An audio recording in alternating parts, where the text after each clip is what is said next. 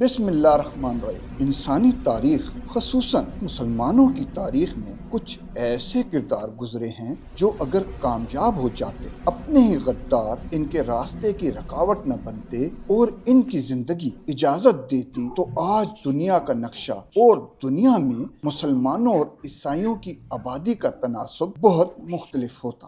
یہ کردار خاص طور پر ایسے ادوار میں نظر آتے ہیں جب مسلم سلطنتیں آخری سانسیں لے رہی تھیں۔ ایسا ہی ایک کردار محمد بن عفو الاندلسی المعروف ابن امیہ کا تھا، جنہیں تاریخ نے سرحدی عقاب کے نام سے یاد کیا، اور ایسی ہی سلطنت اندلس تھی۔ مسلمانوں نے اسپین پر تقریباً 800 سال تک حکومت کی۔ مسلمانوں کے دور میں یہ خطہ اندلس کہلاتا تھا۔ اسپین میں مسلمانوں کی حکمرانی کا آغاز سن 711 عیسوی میں بنو امیہ کے خلیفہ ولید بن عبد المالک کے دور میں ہوا تھا، جب مشہور مسلم جنرل طارق بن زیاد نے اسپین کے حکمران ریڈارک کو شکست دی تھی۔ مسلمان ایک طویل عرصے تک اسپین یعنی اندلس پر نہایت شان و شوکت سے حکومت کرتے رہے۔ یہ عظیم الشان سلطنت 14ویں صدی کے اختتام تک مسلمان حکمرانوں کی باہمی چپکلش، اخلاقی زوال اور انتشار کے باعث انتہائی کمزور ہوتی چلی گئی، حتیٰ کہ 1492 عیسوی کا سال تاریخ اندلس کا سب سے سیاہ باب تھا۔ غرناطہ مسلمانوں کی آخری پناہ گاہ بھی آخر کار عیسائی فوجوں کے گھیرے میں آ گئی۔ مہینوں کے محاصرے کے بعد جب خوراک ختم ہوئی تو ناصر الدین ابو عبداللہ محمد الثانی عشر، جو اندلس کے آخری مسلم بادشاہ تھے، نے مجبوراً شہر کے دروازے کھول دیے۔ 2 جنوری 1492 عیسوی کو اس نے غرناطہ کی چابیاں عیسائی فرما روا فرڈینینڈ اور اس کی ملکہ الزبیلا کے حوالے کر دی۔ اس وقت 8 صدیوں پر محیط مسلم حکومت اندلس کا سورج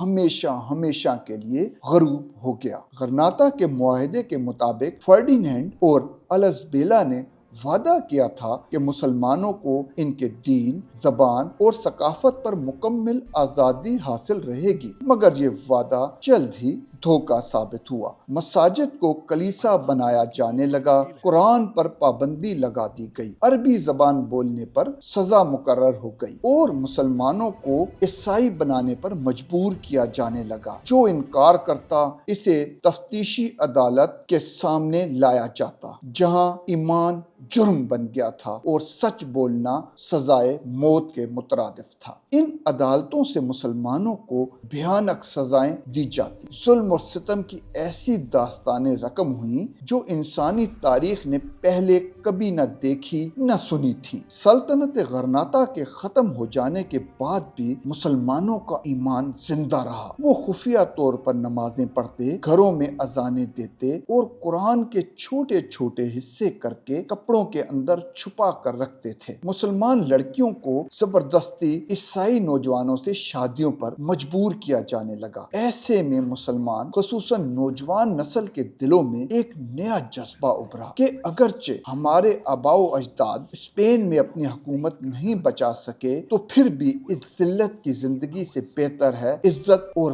غیرت کی موت مرا جائے۔ مسلمانوں کی حکومت ختم ہوئے کئی دہائیاں بیت گئی، مگر عیسائی جبر بڑھتا ہی چلا گیا۔ اس ظلم و جبر کے ماحول سے بچنے کے لیے وہ غرناطہ کے جنوب میں واقع پہاڑی خطے الپجارس کی جانب ہجرت کرنے لگے۔ یہ بنجر بے آب و گیا خطہ مسلمانوں کے لیے آخری پناہ گاہ بن گیا۔ اب یہی وہ وادیاں تھیں جہاں اسلام آخری سانسیں لے رہا تھا۔ انہی پہاڑوں میں ایک خاندان بنو امیہ کی باقیات سے تعلق رکھنے والا ہجرت کر کے پہنچا۔ اس خاندان سے ایک نوجوان ابھرا جس کا نام محمد بن عفو الاندلسی تھا۔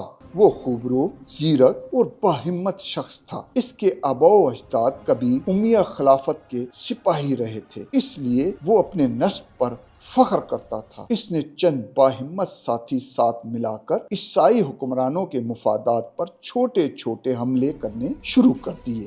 دوسری جانب عام مسلمانوں نے محسوس کیا کہ اب صبر ممکن نہیں، تو انہوں نے بھی محمد بن عفو کو اپنا رہنما چن لیا۔ اس نے اموی شناخت کے اظہار کے طور پہ ابن امیہ کا لقب اختیار کیا، اور پہاڑوں کے لوگ اسے محبت سے سرحدی عقاب کہنے لگے۔ وہ عقاب جو آسمان سے جھپٹ کر حملہ کرتا اور پھر چٹانوں میں غائب ہو جاتا تھا۔ 1568 عیسوی میں ایک واقعے نے پورے علاقے میں آگ لگا دی۔ ایک بوڑھے مسلمان کو اذان دینے کے جرم میں عیسائی سپاہیوں نے قتل کر دیا۔ اس دن ابن امیہ نے اعلان کیا، اگر ہم نے اب بھی خاموشی اختیار کی تو ہماری نسلیں ایمان کو صرف کہانیوں میں سنیں گی۔ یوں الپجارس کی بغاوت شروع ہوئی۔ مسلمان قبائل ابن امیہ یعنی سرحدی عقاب کی قیادت میں پہاڑوں سے نکلے۔ ان کے پاس نہ توپیں تھیں نہ بندوقیں، مگر ایمان، غیرت اور زمین سے جڑا ہوا عشق تھا۔ ابن امیہ نے چھوٹے چھوٹے لشکر بنائے اور سپاہیوں کو خفیہ راستوں کی تربیت دی گئی۔ ان کا ہتھیار تلوار نہیں بلکہ حکمت تھی۔ وہ رات کے اندھیروں میں حملہ کرتے، دشمن کی رسد کاٹ دیتے اور پھر بادلوں میں کہیں گم ہو جاتے۔ اسپین کی طاقتور عیسائی سلطنت کے لیے یہ ایک نیا اور خوفناک تجربہ تھا۔ اسپین اس وقت سلطنت برطانیہ کو ٹکر دے رہا تھا۔ فلپ دوئم دنیا پر حکومت کرنے کے خواب دیکھ رہا تھا۔ غرناطہ پر قبضہ کرنے والے اب ایک نامعلوم دشمن سے لڑ رہے تھے۔ اسپین کے بادشاہ فلپ دوم نے بڑے بڑے لشکر روانہ کیے۔ اس کی توپوں کی گھن گرج نے پہاڑوں کو لرزا دیا، مگر مسلمانوں کی روحیں نہیں ٹوٹی۔ ان پہاڑوں میں عقاب کی آوازیں گونجتی تھیں، اللہ اکبر، لا غالب الا اللہ، وہی الفاظ جو کبھی الحمرا کی دیواروں پر لکھے گئے۔ 3 برس تک یہ بغاوت جاری رہی۔ ابن امیہ یعنی سرحدی عقاب نے کئی قلعے فتح کیے، عیسائی گورنروں کو پسپا کر دیا اور مسلمانوں کو ایک نئی امید دی۔ سرحدی عقاب اندلس کے ان آخری مجاہدین میں سے تھے جنہوں نے غرناطہ کے زوال کے تقریباً 75 سال بعد مسلمانوں کی آزادی کی چنگاری دوبارہ بھڑکائی۔ وہ 1568 میں شروع ہونے والی بغاوت، جس کا مرکز غرناطہ کے پہاڑی علاقے تھے، ایک ریاست کی شکل اختیار کرنے لگے۔ ابن امیہ نے مسلمانوں کے دلوں میں ایمان اور غیرت کی وہ آگ پیدا کی جس سے اسپینی حکومت دہل اٹھی، مگر جیسے تاریخ میں اکثر ہوتا آیا ہے، دشمنوں سے زیادہ خطرہ اپنوں سے ہوتا ہے۔ ان کے بعض ساتھی جو شروع میں ان کے قریب تھے، بعد میں اقتدار، دولت اور ذاتی اختلافات کی وجہ سے حسد اور غداری پر اتر آئے۔ انہی میں سے ایک شخص ڈیگو ایلگوائل تھا، جو بظاہر ان کا اعتماد یافتہ مگر درپردہ اسپینی حکام سے رابطے میں تھا۔ ایک رات جب ابن امیہ اپنے قریبی رفقا کے ساتھ خیمے میں جنگی نقشے ترتیب دے رہا تھا، دیبیگو اور اس کے ساتھیوں نے موقع پا کر ان پر حملہ کر دیا۔ ابن امیہ اور ان کے کئی ساتھیوں کو خنجر کے واروں سے شہید کر دیا گیا۔ اس کے بعد وہ ان کا سر لے کر غرناطہ کے گورنر کے پاس گئے، جہاں انہیں انعام اور معافی دی گئی۔ یوں ایک عظیم مجاہد جسے تاریخ نے سرحدی عقاب کہا، اپنے ہی ساتھیوں کی غداری کا نشانہ بن گئے، مگر ان کی قربانی نے اندلس کے مسلمانوں کے دلوں میں ایمان اور آزادی کی جو روشنی جلائی تھی، وہ اسپینی ظلم کی صدیوں کی تاریخی میں بھی کبھی مکمل طور پر بجھ نہ سکی۔ کہا جاتا ہے شہادت سے پہلے ابن امیہ کا آخری جملہ تھا کہ عقاب مرتا ہے مگر قید نہیں ہو سکتا۔ ابن امیہ کی شہادت نے مسلمانوں کی تحریک کو کاری ضرب لگائی، کیونکہ ابن امیہ جیسے لال صدیوں بعد جنم لیتے ہیں۔ اس کے باوجود بھی پہاڑوں میں مزاحمت 2 سال تک جاری رہی۔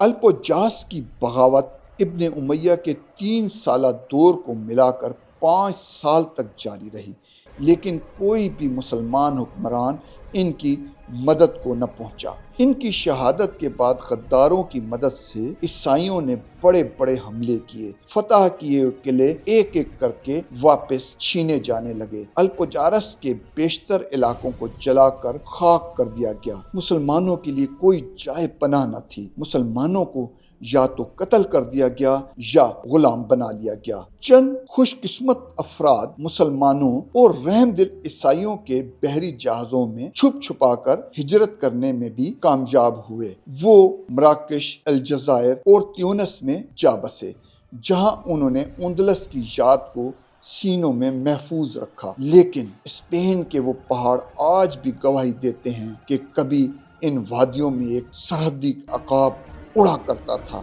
جو شکست خوردہ نہیں، ناقابل تسخیر تھا۔